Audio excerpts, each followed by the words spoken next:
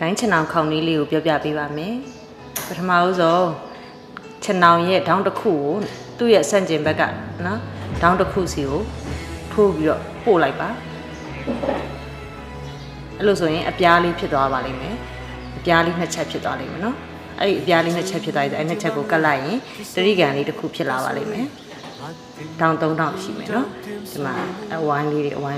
နော်အဲ့ဒေါင်း3000နဲ့တရိကန်လေးတစ်ခုဖြစ်သွားလိမ့်မယ်ပြီးလို့ရှိရင်အဲ့ဒေါင်းတစ်ခုချင်းစီကိုချိုးမှာပါပထမဒေါင်းလေးကို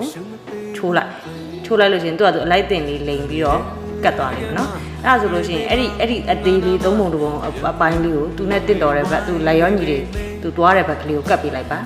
ကတ်ပြီးရင်နောက်ထပ်သုံးပုံတစ်ပုံကျန်ပါမယ်အဲ့ဒါလေးကိုလည်းခုနလိုပဲလိမ်ပြီးတော့ခောက်လိုက်မယ်ဆိုလို့ရှိရင်တခြားလေးပြထားပါရနော်ဒီလိုလေးလိမ်ပြီးထည့်လိုက်ပြီးခောက်လိုက်မယ်ဆိုရင်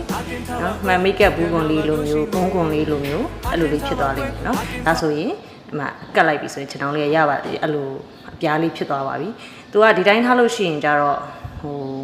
ပြန်ပြီးတော့ကန်ထွက်တက်တယ်ပေါ့နော်အဲ့တော့ငကိုပါတဲ့သူ့မှာမူလာတော့ပါတဲ့ညှော်ကြိုးလေးရှိရဲ့အဲ့ညှော်ကြိုးလေးနဲ့သူ့ကိုပြန်ပြီးတော့ပတ်ထားမဟုတ်ရင်သူ့ပါတဲ့အိတ်ကလေးကိုပြန်ထည့်ပါအိတ်မရှိရင်သူနဲ့ဆက်နဲ့ပြီးနေအိတ်ထဲကိုထည့်လို့ရပါတယ်နော်